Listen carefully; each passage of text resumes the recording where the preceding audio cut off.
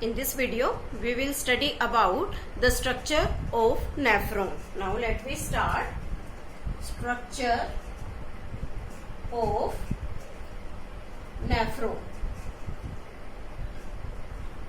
This nephron is also known as structural and functional unit of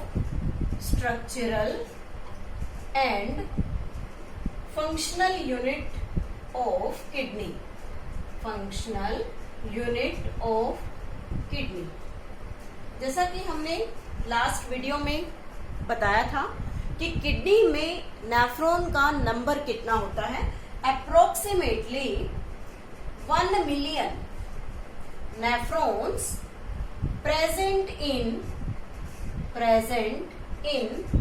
each kidney. Means एक kidney में approximately 1 million nephrons present हैं. तो इन nephrons का special work क्या है? दे helps in formation of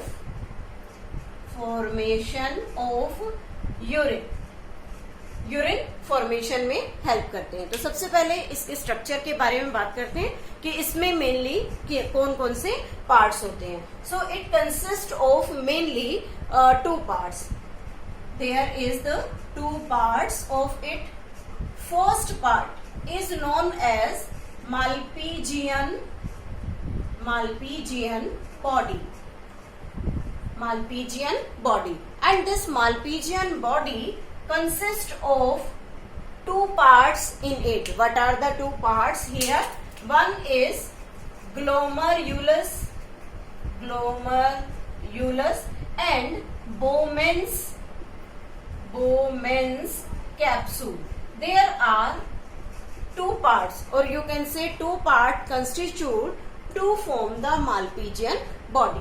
And the second part is known as renal tubule.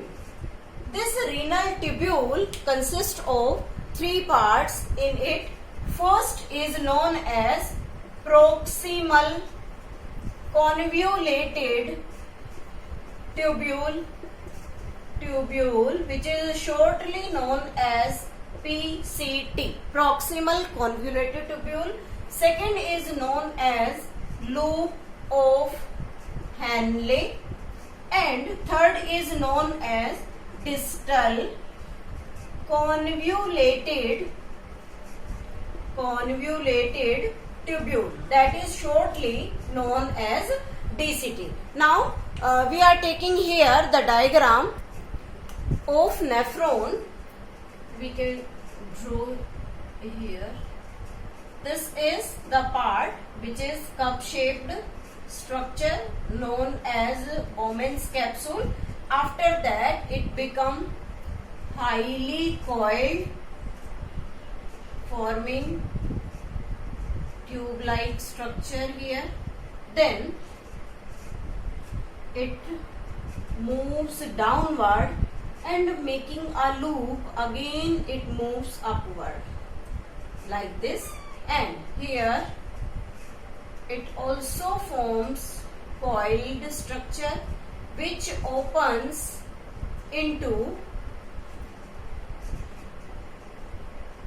the collecting tubule. Means many nephrons opens in this collecting tubule. This is the general view of this nephron, or you can say the structural and functional unit of kidney. First of all, we label it here. This is known as Bowman's capsule. Based on the name of scientist. Means जिस scientist ने इस structure को discover किया, इस part के बारे में functioning को डिस्कवर किया, उसका नाम था बोमेन. इसीलिए इसका नाम क्या रखा गया? Bowman capsule. यहाँ पर ये जो हाईली कॉइल्ड स्ट्रक्चर है, इसे हम नाम देते हैं PCT, प्रॉक्सिमल कॉन्वुलेटेड ट्यूब्यूल. उसके बाद यहाँ ये जो hair pin shaped U shaped structure है, that is named as loop of Henle. Again, this Henle is the name of scientist. Scientist के नाम पर इस ट्यूब की फंक्शनिंग और ट्यूब के स्ट्रक्चर को एक्सप्लेन किया गया, तो इसे कहा गया लूप ऑफ हेनले।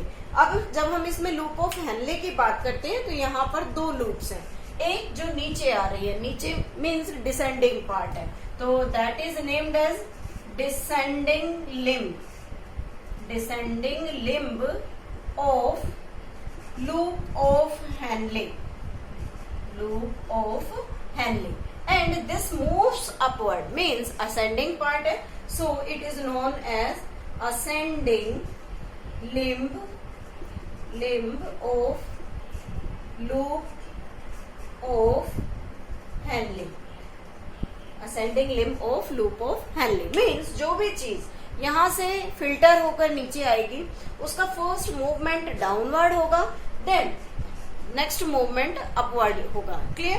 तो इस तरीके से डिसेंडिंग और ascending limb of loop of Henle यहाँ पर वर्क करेंगी। Next one is the function, next part, this is the structure which is named as DCT, that is distal convoluted tubule, and this portion is known as collecting duct, collecting duct, जिसका काम होता है कि different nephrons से urine को collect करना। तो ये जनरल डायग्राम है नेफ्रॉन का।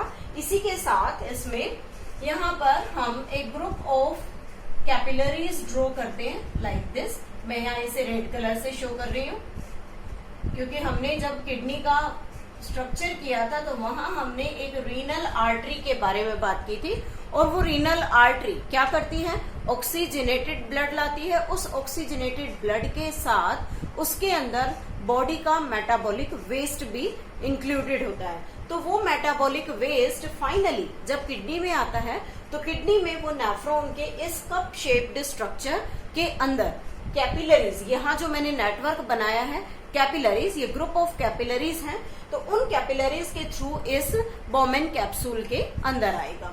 तो इसे हम बोलेंगे एफरेंट आर्ट्रियोल, आर्ट्रियोल।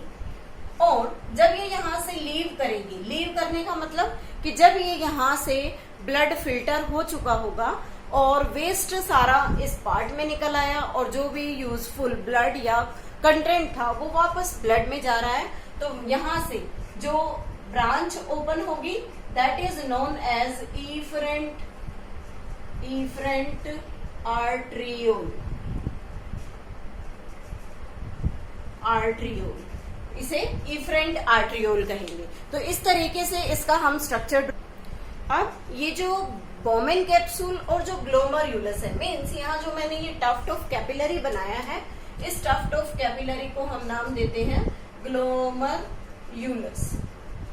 और इस ग्लोमरुलस और बोमेन कैप्सूल दोनों का यूनाइटेड स्ट्रक्चर क्या कहलाता है? This complete part is known as Malpighian, Malpighian body, Malpighian body. Again ये मालपीजियन वर्ड एक साइंटिस्ट का नाम है, तो इस मालपीजियन साइंटिस्ट के नाम के बेस पर ही इसको मालपीजियन बॉडी का नाम दिया गया।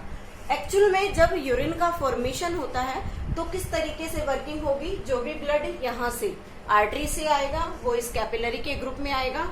ये जो बोमेन कैप्सूल है इसकी मेम्ब्रेन एक छलनी की तरह काम करती है, सेलेक्टिव परमिएबल मेम्ब्रेन की बनी हुई है, जो क्या करती है वेस्ट सब्सटेंस को फिल्टर करके नीचे इस पीसीटी में ट्रांसफर करती है। पीसीटी से फिर वो डिफरेंट पार्ट्स में ट्रांसफर होता है। लेकिन ऐसा नहीं है कि एक बार फिल्ट्रेशन हो गया तो उसमें जो भी चीज निकलकर नीचे आई है वो सारा का सारा वेस्ट होगा, ऐसा नहीं है। कुछ यूजफुल सब्सटेंस भी यहाँ प्रेजेंट होते हैं। उन यूजफुल सब्सटेंस को ये नेफ्रॉन का जो रेस्ट पार्ट है दैट इज रीनल ट्यूब्यूल, ये क्या करता है उन सब्सटेंस को रीअब्सॉर्ब कर लेता है। और लास्ट में जब डीसीटी के बाद वो कलेक्टिंग डक्ट में जो भी लिक्विड जाता है वो हमारा बॉडी का वेस्ट होता है, जिसे हम क्या कहते हैं, यूरिन कहते हैं। तो इसकी जो वर्किंग है वो हम यूरिन फॉर्मेशन पार्ट में करेंगे। लेकिन एक इम्पॉर्टेंट चीज है यहाँ पर कि जब कोई भी चीज यहाँ से जो एब्जॉर्ब होगी वो एब्जॉर्ब्ड सब्सटेंस कहाँ जाएगा, उसे कौन लेकर जाएगा? तो यहाँ पर इस एफरेंट आर्ट्रियोल में से बहुत सारे कैपिलरी का और you can say small ducts का एक नेटवर्क होता है।